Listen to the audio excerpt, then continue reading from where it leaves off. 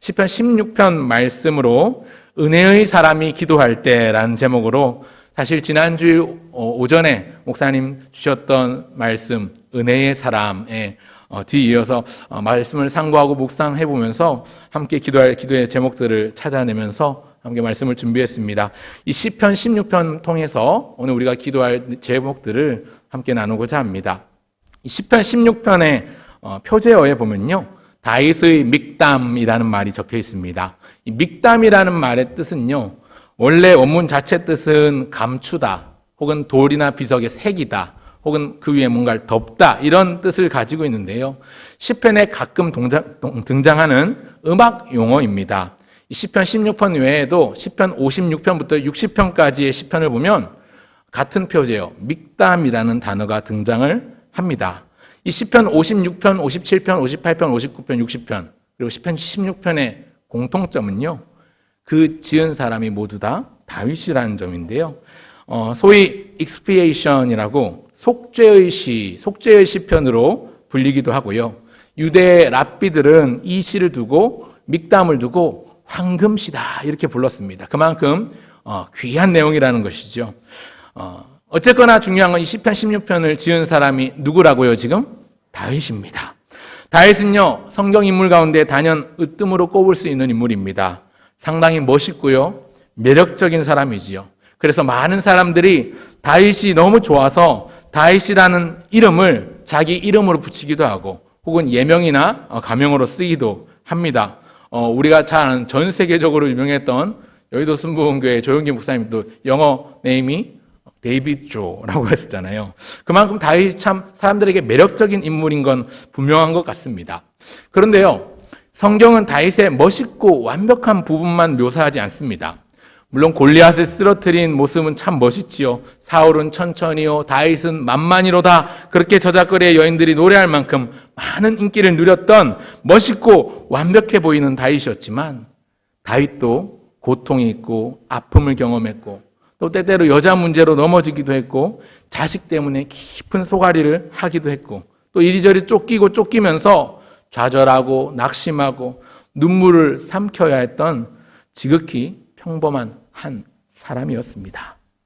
이 골리앗을 무찌르고 공로를 인정받고 또 나중에는 사울왕의 사위가 되기도 하는데요. 기 한번 펴보지 못하고 그 장인의 칼날과 창을 피해서 도망을 다녀야 했습니다. 쫓기다 급기야는 남의 나라, 적국이죠. 블레셋 진영에 가서 목숨을 부지하기 위해서 미친 채 했을 정도니까요. 심지어 자기 아내인 미갈에게도 업신여김을 받았던 남편이었습니다. 나중에 다윗이 왕위에 오른 후에도 다윗의 삶은 그리 평탄치 않았습니다. 언제나 죽음의 위기를 넘나들었습니다. 어느 날 우리아의 아내 밧세바를 범했고 또 우리아를 죽게 만드는 죄를 지었습니다. 그 결과로 자기 집안에 큰 악재와 불화가 일어났죠. 가지 많은 나무에 바람 잘 날이 없다고 이제 그 집안에 문제가 끊이질 않습니다. 자식 문제로 골머리를 앓게 되죠. 암논이 다말에게 몹쓸 짓을 하고 또 압살롬이 배다른 아들인 암논을 죽이는가 하면 그 아들 압살롬이 반란을 일으켜서 압이 된 자로서 왕이 여기저기 쫓기며 도망다녀야 했습니다. 한 나라의 왕, 수많은 사람이 추앙하는 왕도 이런 위기와 풍파를 만납니다. 하물며 오늘 저와 여러분은 하물며 우리 인생에 위기 없는 사람이 어디 있겠습니까? 위기 없는 사람이 있으면 손 들어 보십시오. 없으시죠? 아마 문제가 없는 사람, 어려움이 없는 사람은 없으실 겁니다. 그런데 여러분, 우리가 이 다윗에게서 발견하는 위대한 점은요, 이 모든 아픔을 가지고 다윗은 하나님께로 나아갔다는 점입니다. 그는 하나님 앞으로 나아가서 무릎을 꿇습니다. 오늘 본문 1절을 보실까요? 1절 첫 구절, 첫 시작입니다. 같이 한번 1절을 읽어보겠습니다. 시작. 하나님이여 나를 지켜주소서, 내가 주께 피하나이다.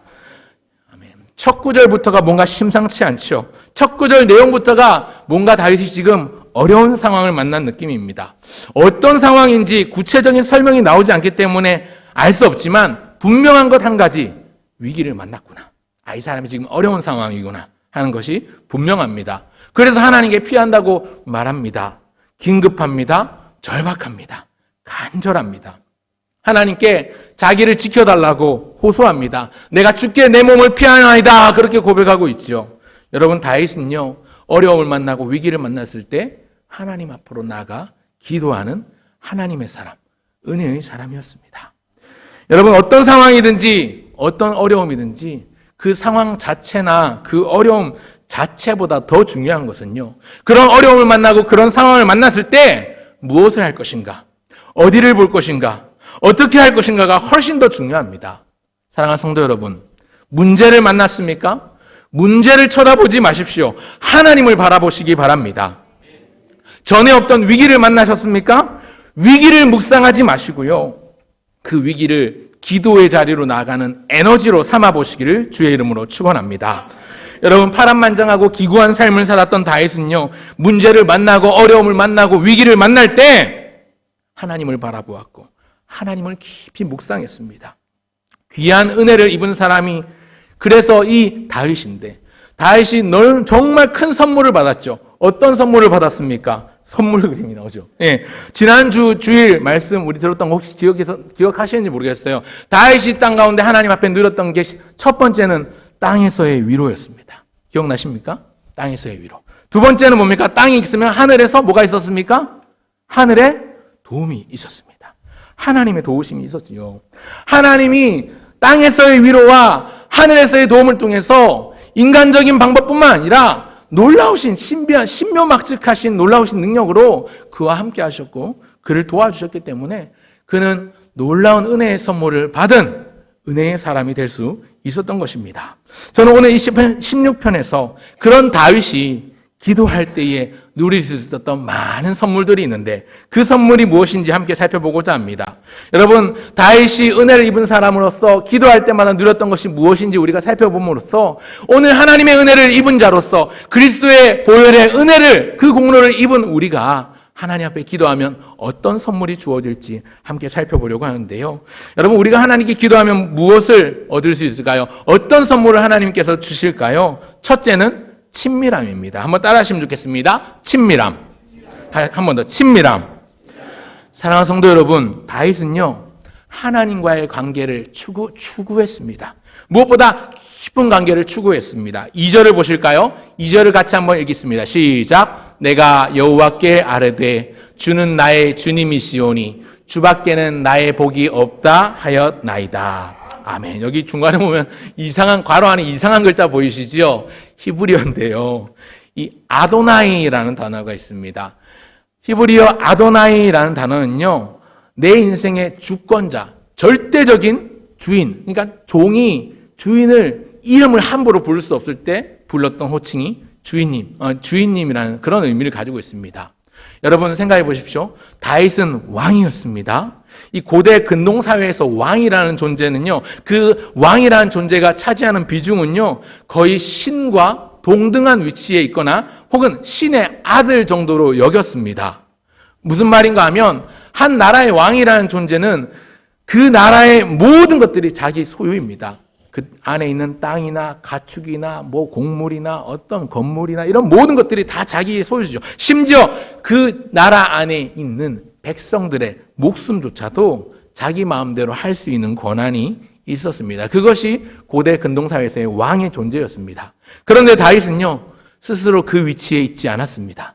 그는 하나님과 자기 위치를 철저하게 알았고 그 위치를 분명하게 구분하고 있습니다. 그래서 고백하고 선포하기를 여호와 당신이 내 삶의 주인이십니다 라고 고백하는 거지요. 주는 나의 주님, 주는 나의 아도나이이십니다. 주밖에 나의 복이 없습니다. 그렇게 노래하고 있습니다.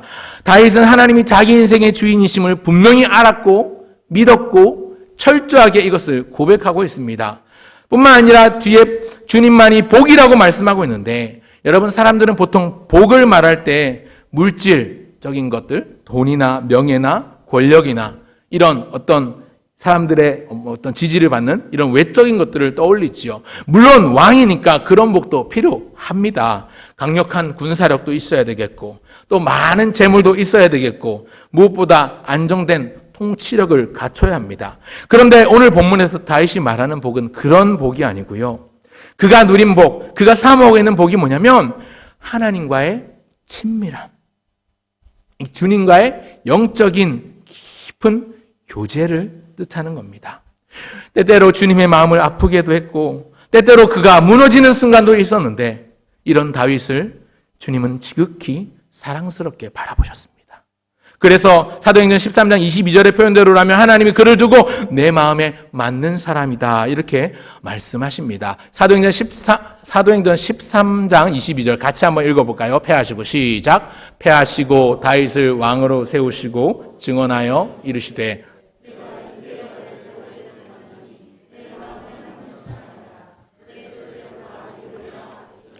내 마음에 딱 맞는 사람이다. 내 뜻을 그를 통하여 다 이루리라. 이렇게 말씀하셨다는 거지요. 아무리 부족해도, 아무리 허술해도, 그 아무리 문제투성이라도 하나님을 찾고 하나님을 사랑하고 주님만이 나의 전부이십니다 고백하는 그 다윗에게 하나님도 감격하시는 거죠. 여러분, 지금 만약에 하나님이 여러분에게 지금 나에게 가장 좋은 것을 주겠다, 최상의 것을 줄 테니까 무엇이든지 구해보라고 하신다면 여러분은 지금 하나님께 뭘 구하시겠습니까? 뭘 구하시겠습니까? 내가 가장 간절히 구하고 싶은 거 여러 가지 있겠죠? 그런데요, 여러분 다윗처럼 주님, 저는 주님 한 분만으로 충분합니다. 주님이 나의 복이십니다. 주님만으로 만족합니다. 전심으로, 진심으로 고백하실 수 있으십니까?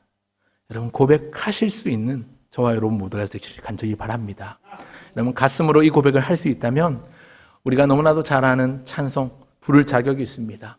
주 예수보다 더 귀한 것은 없네. 이 세상 부귀와 바꿀 수 없네. 영죽을 내 대신 돌아가신 그 놀라운 사랑 잊지 못. 같이 찬송할까요? 후렴 부분. 세상 즐거움 다 버리 세상 자랑 다 버렸네. 주 예수보다 더 귀한 것은 없네. 예수 밖에는 없네. 아멘. 여러분, 하나님이 가장 귀한 분, 하나님이 나의 전부십니다 고백하실 수 있는 우리 모두가 되면 좋겠습니다. 아멘. 여러분, 전에 없던 인생의 위기를 만나셨습니까? 죽음이 가까이에 와 있는 것 같습니까? 그래서 두렵습니까? 여러분, 하나님께 고백해 보십시오. 하나님을 내 삶의 주인으로 제대로 모시지 않으면요, 우리는 자꾸만 다른 거 쳐다보고 다른 데 곁눈질하고 엉뚱한 데 찾아갑니다. 여러분 4절을 보시면요, 다른 신에게 예물을 드리는 자가 나옵니다. 4절 같이 한번 읽어보겠습니다. 4절입니다. 시작. 다른 신에게 예물을 드린 자는 괴로움이 더할 것이라. 나는 그들이 드리는 피의 전제를 드리지 아니하며 내 입술로 그 이름도 부르지 아니하리로다. 다른 신에게 예물을 드리는 자는 왜 예물을 드리는 걸까요? 자기가 좀 더 물질적인 것, 명예, 권력, 좀 더 많은 세상적인 복을 받고 싶은 거죠. 내가 원하는 행복을 추구하려고 욕심이 차고 넘치니까 이신저신 찾아가서 머리 들이밀면서 그렇게 예물을 드리고 재물을 드리고 하는 거죠. 내가 내 행복을 추구하면 내가 가지는 그 욕심대로 얻을 수 있다고 아둥바둥 되는 겁니다. 그러나 다윗은 달랐습니다. 이어지는 5절을 보십시오. 5절의 고백이 얼마나 주옥 같습니까? 같이 읽겠습니다. 시작. 여호와는 나의 산업과 나의 잔의 소득이시니 나의 분깃을 지키시나이다. 아멘. 여러분, 다윗은 고백합니다. 여호와 하나님이 나의 산업이시요 나의 잔의 소득이시요 이 모든 나의 분깃을 지키시는 나의 전부시라고 그렇게 고백하고 있습니다. 여러분, 똑같이 교회 다녀도, 똑같이 교회 주일날 왔다 갔다 해도 진짜와 가짜는 다릅니다. 여러분, 진짜 그리스도인, 찐 그리스도인은요, 하나님을 좋아하고 사랑하지요. 하나님 한 분만으로, 주님만으로 크게 기뻐할 수 있습니다. 하나님과 함께하는 시간이, 하나님 말씀 읽는 시간이, 하나님 말씀 듣는 시간이 참 행복하고 감사가 넘쳐요. 아멘. 그런데요, 무늬만 성도인 소위 짝퉁 신자, 짝퉁 그리스도인은요, 교회를 나오면서도 무언가를 얻기 위해서 무엇을 얻을까에만 관심이 있고 온 신경이 거기에 쏠려 있고 쓸려 있습니다. 그러니까 하나님 자체, 하나님의 말씀이나 하나님 자체는 별 관심이 없고 내가 뭔가를 얻어야지, 내가 뭔가를 누려야지, 내가 뭔가를 이게 좀 하나 쥐고 와야지 본전 생각을 하는 거예요. 하나님 자체가 아니라 뭔가를 자꾸 얻으려고 하죠. 심지어 설교 시간 말씀을 들을 때에도 자꾸만 내가 뭔가를 교훈을 얻을 것, 이것만 딱 집중하고 하나님 자체는 지워져 버리는 그런 우를 범하기도 합니다. 이런 사람들은 하나님이 나의 창조주요 구속주가 아니라 그저 나의 목마름을 만족시키는 수단, 그저 나의 욕심을 채우는 어떤 도구 정도로만 여기는 것이지요. 이게 평소엔 잘 드러나지 않는데요, 힘든 일을 당하고 어려운 일을 만나고 위기가 닥치면 드러납니다. 시편 73편에 나오는 제가 굉장히 좋아하는 찬양의 가사이기도 하고 이 구절은 제가 외우면서 기도할 때 자주 읊는 내용이기도 한데요. 하늘에서는 주의 누가 내게 있으리요, 땅에서는 주밖에 내가 사모하리가 없나이다. 내 육체와 마음은 쇠약하나 내 육체는 날로 쇠잔하나 하나님은 내 마음의 반석이시요 영원한 분깃이시라. 다윗의 고백이 나옵니다. 얼마나 아름다운 고백인지. 저는 사실 초중고등학교 때, 중학교 때였죠. 중학교 때였는지 고등학교였는지 정확히 기억이 가물가물한데 그 부흥이라는 앨범이 이제 나왔었어요. 찬양 앨범이 고영원 씨가 이제 작곡한 곡들을 막 테이프를 하나 사가지고 듣는데 거기 주께서 주신 동산에라는 이무화 씨가 부른 노래가 있었는데 거기 맨 마지막에 여사 나레이션이 이 구절을 읊는데 온몸이 소름이 전율 돋으면서 이 고백이 내 고백이면 좋겠다, 이런 마음이 들었습니다. 그리고 그 뒤로 이 구절 그때 막 테이프가 늘어지도록 마이마이 들고 다니면서 그 테이프가 늘어지도록 들으면서 외웠던 기억이 납니다. 하늘에선 주의 누가 내게 있으리요, 땅에서 내가 사모하리 주밖에 없나이다. 내 육체의 마음은 쇠잔하나 하나님은 내 마음의 반석이시요 나의 영원한 분길이시라. 여러분, 인생의 무거운 짐을 지다가 때때로 너무 힘든 순간이 찾아오는데 도무지 그 짐의 무게가 견디기 힘들 때 잠잠히 아무도 보지 않는 그곳에서 잠잠히 주님 앞에 눈을 감고 이 고백을 드려봅니다. 하나님만이 나의 분깃이십니다. 하나님은 나의 모든 것입니다.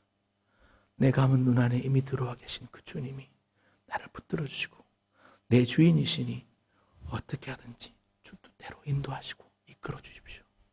그런 고백을 드리면 하나님이 마음에 평강을 주세요. 하나님과 친밀함이 더해지는 거죠. 여러분, 우리가 하나님을 하나님답게 모실 때에 하나님도 하나님다운 모습으로 우리 가운데 일하시고 역사하시는 줄 믿습니다. 여러분, 하늘의 평강으로 내 영혼을 만족해 하시고 소생케 하시는 이 은혜, 오늘 이 밤에 이 은혜를 누리시는 저와 여러분 모두가 되시기를 주의 이름으로 축원합니다. 그런가 하면 둘째로 우리에게 주시는 선물이 있는데 그것이 뭐냐면 동행함입니다. 동행. 한번 따라 하실까요? 동행. 네. 은혜의 사람이 받는 두 번째 선물은요, 동행에 대한 약속이에요. 임마넨스라고 적어놨는데 임마누엘이라는, 하나님이 우리와 함께 계시다 함이라 라는 단어가 좀 비슷하죠. God with us. 하나님이 내가 어디를 가든지 함께 하신다, 하나님이 우리와 함께 하신다, 이런 약속이 하나님께 기도하는 자에게 주어지는 선물입니다. 여러분, 다윗은요 흔들리지 않는 편안함을 누렸습니다. 침대 광고 CF, 광고 카피에 그런 게 나오죠. 흔들리지 않는 편안함, 에이스. 이렇게 얘기하는데, 침대 광고 하는 건 아니고. 여러분, 8절 한번 보실까요? 8절 같이 읽겠습니다. 시작. 내가 여호와를 항상 내 앞에 모심이요 그가 나의 오른쪽에 계심으로 내가 흔들리지 아니하리로다. 아멘. 여러분, 여호와를 항상 내가 모심으로 내가 흔들리지 아니하리로다. 이 말은요, 여호와 하나님, 저는 당신과 함께 매일 동행합니다. 항상 주님과 동행하겠습니다. 이 고백입니다. 여러분, 다윗은요 자기가 원하는 삶을 위해서 하나님을 모신 게 아니에요. 여호와를 항상 내 앞에 모심이여 라고 나오는데, 여러분, 이 말은요 하나님을 모셔왔다, 하나님을 소환해왔다, 데리고 왔다는 뜻이 아니고요, 하나님께 자기가 앉아있던 그 왕좌를 내어드리고, 다윗 자기는 왕 앞에 엎드린 신하처럼 항상 그 앞에 넙죽 엎드려 있겠다는 뜻입니다. 여러분, 다윗은요, 수시로 때마다 시마다 항상 하나님께 여쭙고 물었습니다. 하나님이 가라 하시면 갔고, 하나님이 아니다 멈춰라 하시면 멈췄습니다. 삶의 중요한 결정 앞에서 그랬을 뿐만 아니라 작은 결정도, 사소한 결정도 하나님의 뜻을 묻고 움직였던 사람이 바로 다윗이었습니다. 여러분, 때때로 목숨이 왔다 갔다 하는 생사의 갈림길에서 목숨이 경각에 매어서 사선을 넘나드는 그 순간에도 다윗은 습관처럼 내가 임의로 어떤 것을 결정한 게 아니라 하나님께 먼저 물었습니다. 다윗은 하나님을 전적으로 신뢰했고 의지했고 그 하나님께 자기의 모든 목숨을, 자기의 모든 생사를 맡겼습니다. 여러분, 평안할 때야, 평탄할 때야 그 어떤 사랑인들 고백하지 못하겠습니까? 내가 나의 힘이 되신 여호와여, 내가 주를 사랑하나이다. 이 고백은 평안할 때 나오는 고백이 물론 누구나 고백할 수 있죠. 그런데요, 힘들고 어렵고 위기가 나올 때도 그 고백을 할 수 있느냐?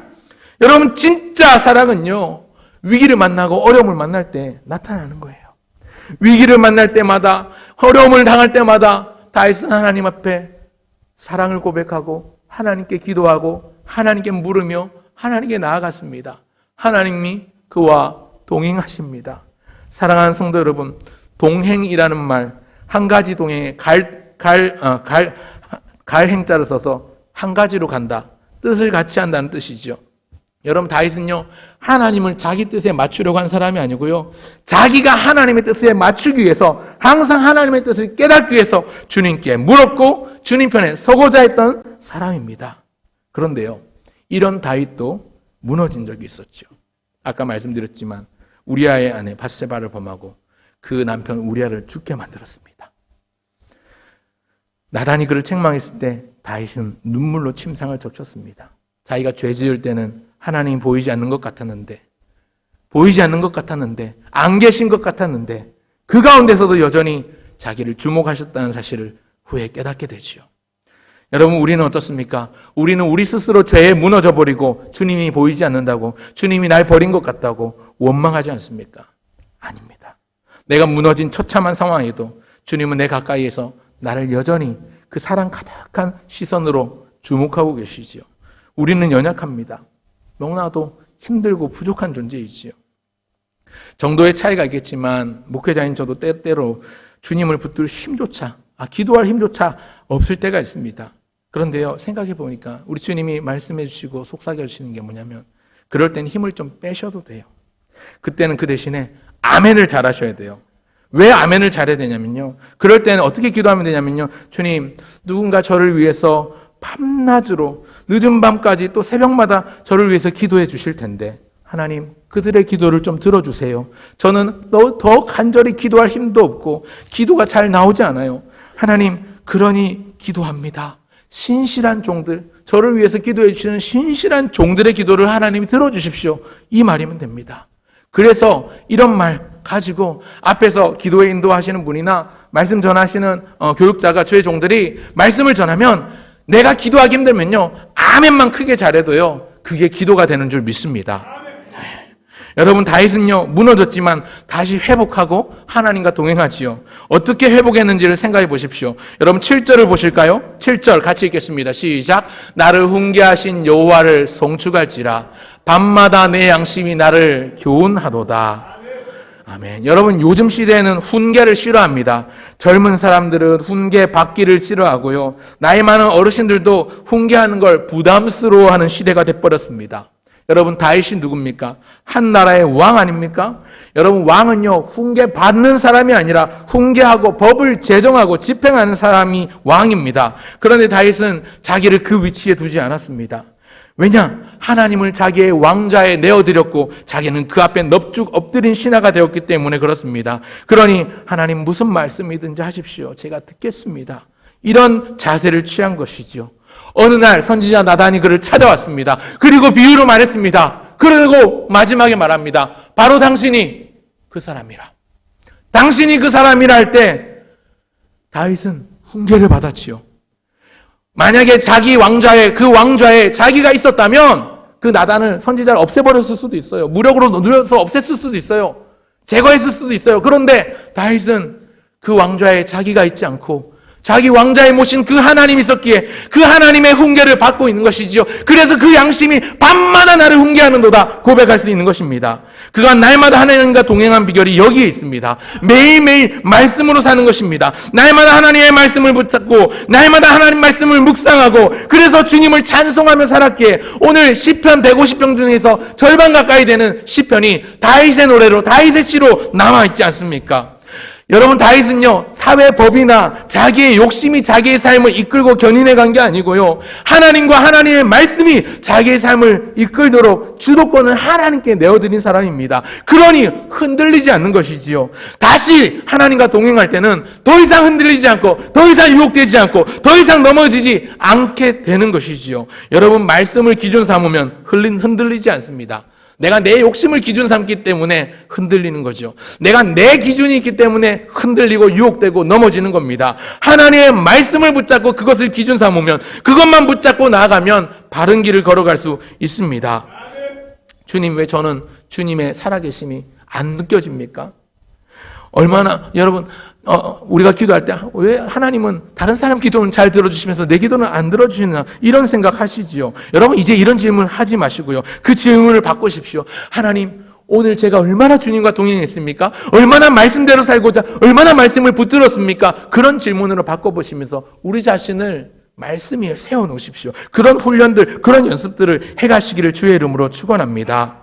여러분, 하나님 말씀을 듣고 그 말씀 따라 살고자 몸부림치고 발버둥치고, 그래서 말씀이 일상이 되고 일상이 말씀이 되는 삶, 하나님의 말씀으로 날마다 지도를 받고 그 말씀이 나를 세우는 삶, 그것이 하나님과 동행하는 비결이라는 사실을 꼭 기억하시는 저와 여러분 모두가 되시길 주의 이름으로 축원합니다.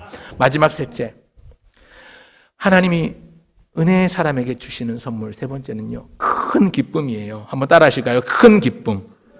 옆 사람에게 한번 그렇게 건면해 주십시오. 큰 기쁨을 누리십시오.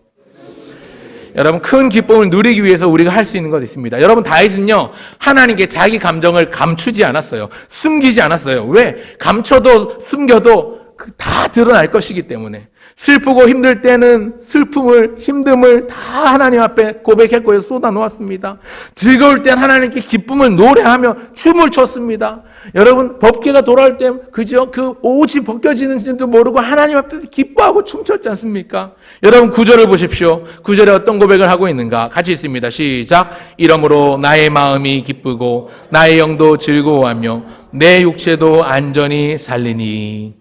여러분, 이 고백은 다윗이 지금 고백하기를 하나님, 당신이 나의 기쁨입니다. 나의 마음이 기쁘고 영혼도 즐겁고 육체도 안전해진다, 이렇게 고백을 하고 있는 거죠. 여기 나의 영도 즐거워할 때 영이라는 말이 그냥 나의 영혼을 말하는 것 같지만 다른 번역에 보니까 나의 영광이라고 되어 있습니다. 그러니까 나의 마음도 기쁘고 이것이 나에게 영광이다라는 그런 의미로 번역이 되기도 합니다. 그러니까 무슨 말이냐면 나의 마음, 나의 영혼, 나의 육체, 그러니까 내 모든 인격, 내 모든 존재가 주님 한 분으로 즐거워하고 기뻐한다는 겁니다. 하나님을 내 주인으로 모시고 하나님과 동행할 때 주어지는 하늘의 선물이요 축복인 줄 믿습니다. 이런 놀라운 은혜, 이런 기쁨을 누릴 수 있는 이유를 다윗은 두 가지로 설명하는데요. 10절을 보시면 두 가지가 나옵니다. 10절 같이 한번 읽어보겠습니다. 시작. 이는 주께서 내 영혼을 수월에 버리지 아니하시며 주의 거룩한 자를 멸망시키지 않을 것임이니이다. 다윗이 두 가지, 이 은혜를, 이 기쁨을 누릴 수 있는 두 가지 이유로 두 가지를 설명하는데, 첫 번째는 뭐냐면요, 자기 영혼을 스올에 버리지 않고 건져주신다. 그러니까 스올은 지옥이거든요. 지옥에서 건지시고 생명을 건져주신다라는 고백입니다. 다윗은요 몇 번이고 죽을 위기를 넘겼죠. 위기 때마다, 그때마다 주님은 그를 지켜주셨고 건져주셨고, 기묘한 방법으로, 생각지도 못했던 희한한 방법으로, 또 때때로 사람을 통해서 그를 보호해 주셨습니다.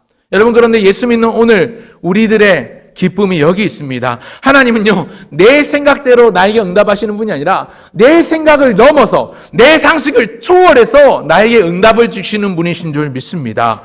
여러분, 이걸 누리려면요 기도하세요. 기도하면 내가 생각하지도 못했던 방법으로 하나님 응답하십니다.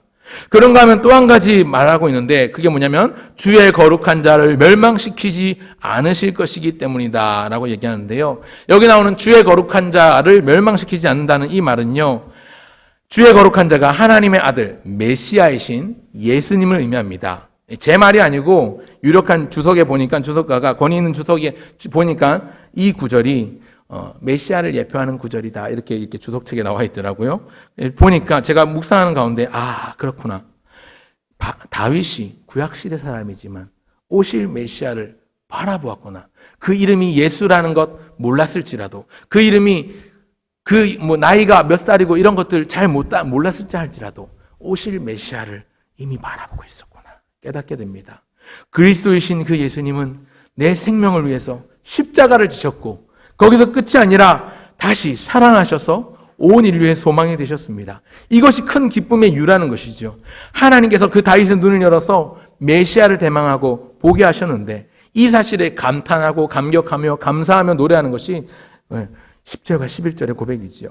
그래서 11절의 고백을 이렇게 합니다. 같이 11절 읽겠습니다. 시작. 주께서 생명의 길을 내게 보이시리니 주의 앞에는 충만한 기쁨이 있고 주의 오른쪽에는 영원 즐거움이 있나이다. 아멘. 여러분, 다윗은 주께서 생명의 길을 보이셨다고 말씀합니다. 하나님을 피난처로 삼았고 그분께 몸을 피했습니다. 하나님을 주인 삼았습니다. 왕으로 모셨습니다. 하나님 한 분만으로 만족했습니다. 하나님을 전부로 모시고 그분 말씀으로 날마다 동행하고자 했더니 하나님이 가만 계시지 않고요. 자신을 드린 그 다윗을 하나님은 폭풍 가운데서도 평강을 누리게 하셨습니다. 지난주 말씀 기억하시죠? 천만인이 나를 에워싸 징징다 하여도 나는 두려워하지 아니하리로다. 그렇게 선언할 수 있는 존재가 된 것이지요. 내가 평안히 눕고 자기도 하리니 나를 안전히 거하게 하시는 이는 하나님이시니라 고백할 수 있는 것이지요. 위기의 순간이 다가오고 죽음의 두려움이 사면초가로 엄습해 올 때에 하나님의 뜻을 모르며 그는 기쁨으로 말씀으로 주님과 동행하는 은혜를 누렸습니다. 이런 다윗 하나님이 참 좋아하셨지요. 무엇인들 아끼겠습니까? 하나님이 아낌없이 다 주세요. 여러분, 세상을 못 얻어도 하나님 한 분 얻음으로써 하나님이 가진 모든 것을 얻게 된 것이지요. 그래서 생명의 길을 보여주셨다. 그렇게 고백하고 노래합니다. 하나님을 참 주인으로 모시는 다윗처럼 우리도 하나님을 참 주인으로 나의 주인일 뿐만 아니라 나의 왕으로 모시고 날마다 그 앞에 엎드려 주님 말씀만 하십시오. 제가 분부대로 듣겠습니다. 이런 신하의 하인의 자세로 나아가면 좋겠습니다. 그래서 오늘 3가지 말씀드렸는데요.